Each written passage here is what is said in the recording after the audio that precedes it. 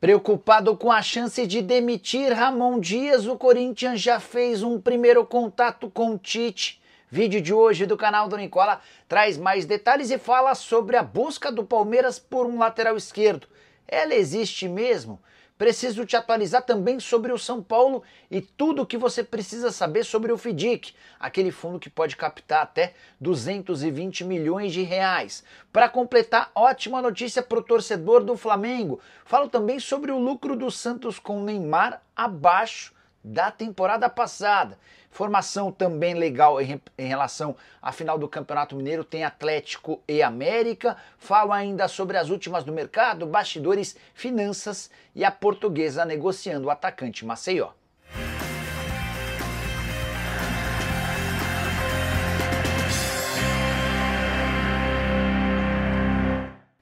Fala aí pessoal, sou Jorge Nicola, bem-vindos a mais um vídeo do canal. Sem perder tempo, só pedir para deixar like, se inscrever no canal e ativar as notificações. Quero contar também que todo esse conteúdo é um oferecimento de Superbet, casa de apostas esportivas autorizada pelo governo e patrocinadora master de São Paulo, Fluminense, entre outros. Nessa quinta-feira tinha feito duas apostas e ambas bateram. Na primeira, precisava da vitória do Atlético Paranaense, do Vila Nova e do CSA, tudo com folga. Na segunda, um pouquinho mais de dificuldade na vitória do Al Ittihad. Tottenham e Bahia também venceram. Vou aproveitar a boa fase para fazer uma sugestão para vocês nessa sexta-feira. A minha múltipla tem novamente 3 partidas.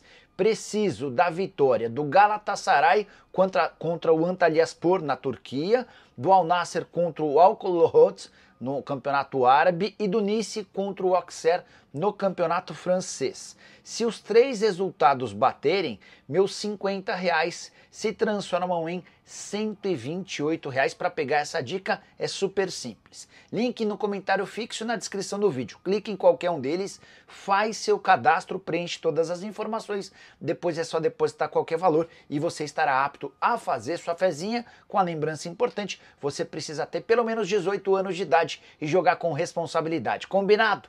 Agora sim, bora começar o vídeo com aquele tradicional giro de notícias. E a primeira informação é internacional. Palmeiras e Flamengo farão no domingo a final da Libertadores da América Sub-20. É a primeira vez que a Libertadores dessa categoria tem 2 times brasileiros. Nessa quinta-feira o Palmeiras venceu o Belgrano por 2-0, enquanto o Flamengo fez 1-0 em cima do Danúbio rubro-negro, que é o atual campeão da Libertadores. Já Max, ponta do Sampaio Corrêa, foi sugerido ao Vasco. O problema é que o Cruz Maltino ainda não se decidiu sobre contratar ou não o jogador, que também está na mira de outros clubes da Série B. Com a camisa do Sampaio Corrêa, nessa temporada foram 14 jogos, 6 gols e 4 assistências. Não confunda o Sampaio Corrêa, a que eu me refiro é um time do Rio de Janeiro, beleza? Bora falar também sobre Miguelito. Já havia contado para vocês ao longo da semana que o meio atacante boliviano do Santos tinha negociações avançadas com o América, certo? Já há uma troca de documentos e o Miguelito ficará emprestado no Coelho até dezembro, ou seja, até o fim da Série B. O Coelho não paga absolutamente nada pelo empréstimo, assume 100% dos salários e o Santos imagina ganhar com a visibilidade. Já o zagueiro Naves, do Palmeiras, não vai jogar no Sport, apesar das muitas especulações. Em janeiro, existia uma negociação que esteve próxima de ser fechada. Acabou que não rolou e, nesse momento, o Sport nem sequer conversa com o Palmeiras. A maior possibilidade para o Naves é de jogar no Red Bull Bragantino. Para fechar o giro de notícias, o Bahia está de volta à Libertadores da América na fase de grupos depois de 36 anos nessa quinta-feira. Vitória por 1-0 contra o Boston River na Fonte Nova, o único gol da partida marcado por Jean Lucas. Já o Atlético Paranaense assegurou vaga na terceira fase da Copa do Brasil ao fazer 3-1 no Guarani de Bagé. Os 3 gols marcados por Luiz Fernando, ex-jogador do Atlético Goianiense. Luiz Fernando, que com a camisa do Furacão já soma 9 gols e uma assistência em 14 jogos. Para fechar de vez, o goleiro John de fato renovou seu contrato com o Botafogo. Ele garantiu um belo reajuste salarial e a prorrogação do vínculo até dezembro de 2028, enquanto o Cruzeiro ficou no pote 1 da Copa do Brasil. Essa é uma grande vantagem para a Raposa, que terá um duelo na terceira fase contra um adversário de ranking bem inferior. Se o Cruzeiro, por exemplo, tivesse ficado no pote 2, poderia enfrentar qualquer time que vem da Libertadores da América na Copa do Brasil. Preciso falar agora sobre a Portuguesa Maceió, deve ser a próxima baixa da Lusa para a Série D do Campeonato Brasileiro. O atacante de 21 anos de idade, revelado na base da Lusa e que desde o ano passado vem sendo monitorado por clubes grandes, está perto de trocar a Portuguesa pelo Atlético, time mineiro que vai disputar a Série B do Brasileiro. O Maceió esteve na mira de alguns clubes nos últimos dias. O Mirassol da Série A e o América da Série B eram outros interessados, mas o Atlético foi o único que topou bancar uma compensação financeira para a Lusa pelo empréstimo até o fim da temporada. Essa compensação deve girar na casa dos R$150 mil. Vale a lembrança de que o Maceió surge no Campeonato Paulista do ano passado, chama a atenção do São Paulo e do Santos, embora as propostas não tenham aparecido. Ficou apenas no campo das sondagens. Na atual temporada, o Maceió disputou 12 jogos com 3 gols e 1 assistência com a camisa rubro-verde. Bora falar agora sobre Pulgar. O volante chileno renovou seu contrato com o Flamengo. Excelente notícia para o torcedor rubro-negro, especialmente porque algumas semanas atrás o Pulgar estava decidido a cumprir seu contrato, que se encerrava em dezembro, para voltar para o futebol europeu. A mudança passa por uma conversa a portas fechadas com o técnico Felipe Luiz. Felipe mostrou ao chileno a sua importância dentro do elenco e o status de protagonista que ele tem. A partir daí, o Pulgar permitiu que o seu empresário se acertasse com o Flamengo e na noite dessa quinta-feira, de acordo com o jornal Globo, houve a reunião definitiva para a assinatura desse novo contrato, que só se encerra em dezembro de 2028 e faz o Pulgar alcançar a marca de R$1 milhão por mês de salário. O Flamengo tem mais de 12 jogadores ganhando acima de R$1 milhão mensais. Só para completar, em relação ao Flamengo rubro-negro, que se prepara para o jogo da volta da final do Campeonato Carioca, com a vantagem de jogar pelo empate contra o Fluminense domingo no Maracanã. Preciso falar agora sobre o Clube Atlético Mineiro, galo forte e vingador. O Atlético garantirá ao América, seu adversário, na final do Campeonato Mineiro, bastante dinheiro. É que a decisão que estava marcada para o Independência foi passada para o Mineirão depois dos 4-0 do Galo no jogo de ida. E a expectativa é de mais de 50 mil pessoas, entre elas basicamente atleticanos, assegurando uma renda de R$5 milhões. Tirando todos os descontos com impostos, entre outras coisas, devem sobrar ao Coelho mais de R$3,5 milhões. Só para lembrar, a folha salarial do América gira na casa dos R$2 milhões. Ou seja, em apenas um jogo, o América vai garantir cerca de 2 meses da sua folha salarial. Foi a forma que o Coelho encontrou para diminuir um pouquinho do prejuízo com a eliminação precoce na Copa do Brasil. O América caiu na primeira fase e deixou de faturar uma boa grana. Só para completar outra curiosidade, o América tem contas em dia, nunca atrasa salários, mas não tem capacidade para grandes investimentos. Até por isso não pôde utilizar o Matheus Mendes, que é goleiro do Atlético, na primeira partida final. Para que fizesse isso, o América precisaria desembolsar R$750 mil. Acabou que o Matheus Mendes não jogou o jogo e foi o titular e falhou feio no primeiro gol e também no quarto gol. A última em relação ao clássico. Até aqui as maiores rendas brutas do Campeonato Mineiro ficaram para Cruzeiro e Atlético na fase de grupos, Galo e América na final, R$4,1 milhões para cada um dos jogos. A tendência é que nesse sábado, 16h30, no Mineirão, a gente tenha a nova marca de público e também de renda. Hora de falar sobre o Santos. Você acredita que o Peixe lucrou menos no Campeonato Paulista de 2025 com o Neymar do que na temporada passada sem o craque? Parece maluco, mas tem uma explicação. No ano passado, o Santos conseguiu chegar até a final do Paulistão e a queda precoce na semifinal faz com que o Peixe tenha uma receita menor. O Santos faturou na edição desse ano R$3,4 milhões contra R$3,8 milhões do ano passado.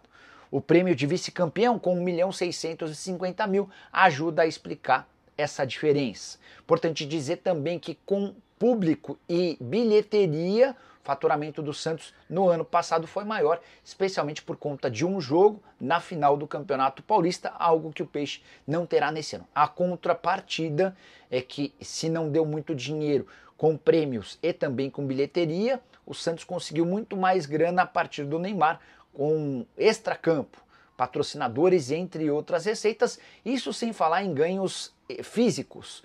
A infraestrutura do centro de treinamento está sendo toda alterada, já existiram algumas reformas na Vila Belmiro, incluindo os vestiários, enfim, a presença do Neymar ainda assegura enorme avanço e crescimento nas redes sociais. Hoje o Santos tem nas redes sociais apenas menos seguidores do que Corinthians e Flamengo. Saideira sobre o Peixe. O Santos tem amistoso marcado contra o Curitiba no Couto Pereira no próximo domingo. O Neymar estará com o restante do elenco. Resta saber se ele terá condição de atuar pelo menos por alguns minutos. Beleza? Hora de falar sobre o São Paulo. Preciso explicar tudo para você sobre o FIDIC, aquele fundo de investimentos que pretende captar 220 milhões de reais para que o tricolor alongue as suas dívidas. Ele paga as dívidas mais emergenciais e passa a ter menos juros bancários, menos problemas com bancos. Até esse momento, o São Paulo já arrecadou 135 milhões de reais dos 220 milhões previstos. De acordo com o tricolor, esse número é excelente. Não havia a possibilidade de captar toda a grana num primeiro momento. A explicação do São Paulo é a seguinte: todos os recursos necessários para as antecipações programadas nos primeiros meses do fundo foram captadas com sucesso. Ao longo dos próximos meses, outros investidores vão poder entrar no FIDIC do tricolor. Dos 135 milhões de reais, 31 milhões foram destinados a pagamentos de dívidas bancárias. O tricolor tinha, antes do FIDIC, 281 milhões de dívidas com bancos.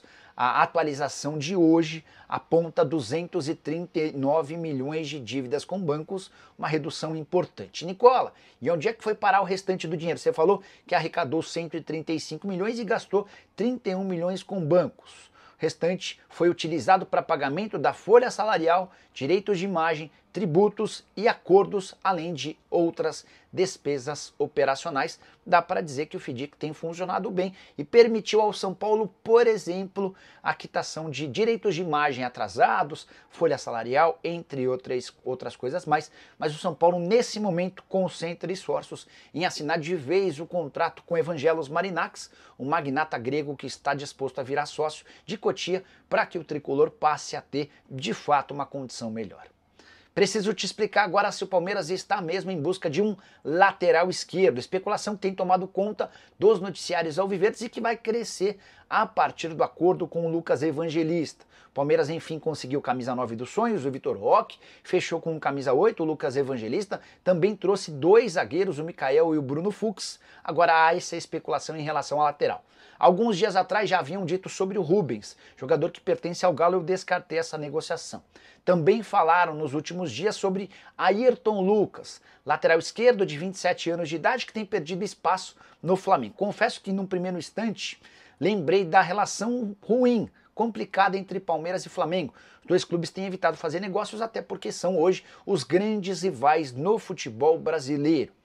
Importante lembrar ainda que Ayrton Lucas tem apenas 5 jogos na atual temporada, 293 minutos. Não é titular desde 8 de fevereiro, quando jogou 82 minutos diante do Fluminense.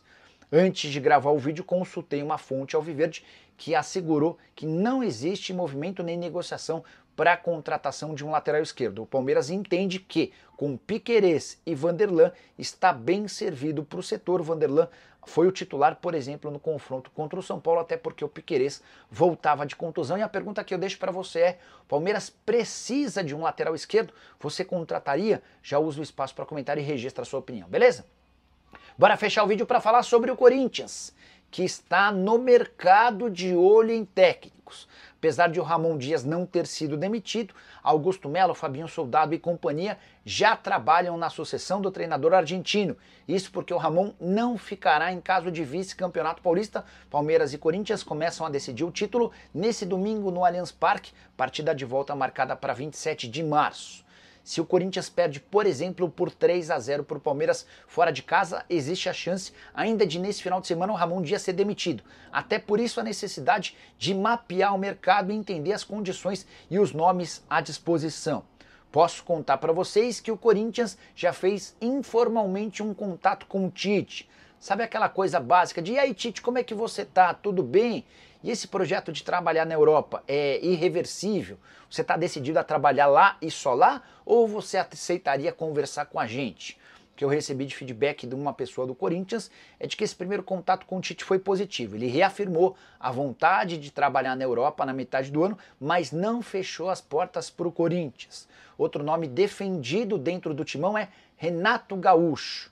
E aí eu quero contar um bastidor importante, o Igor, aquele investidor gaúcho que colocou bastante dinheiro na campanha do Augusto Melo no início do ano, é o principal defensor da contratação do Renato. Renato que já esteve nos planos do Corinthians antes da contratação do Ramon Dias. Na oportunidade, Renato disse que não poderia deixar o Grêmio brigando contra o rebaixamento. Então, o caminho natural hoje é, se o Ramon Dias for demitido, o Corinthians prioriza a contratação do Tite. Em caso de insucesso, vai tentar fechar com Renato Gaúcho. E você, corintiano, ficaria com Ramon Dias, optaria pelo Tite, gosta do nome do Renato ou sugeriria um terceiro nome? Já usa o espaço para comentário e registra a sua opinião. Só não esquece de deixar like, de se inscrever no canal, se puder compartilhar esse vídeo, melhor ainda. Abraço, tchau!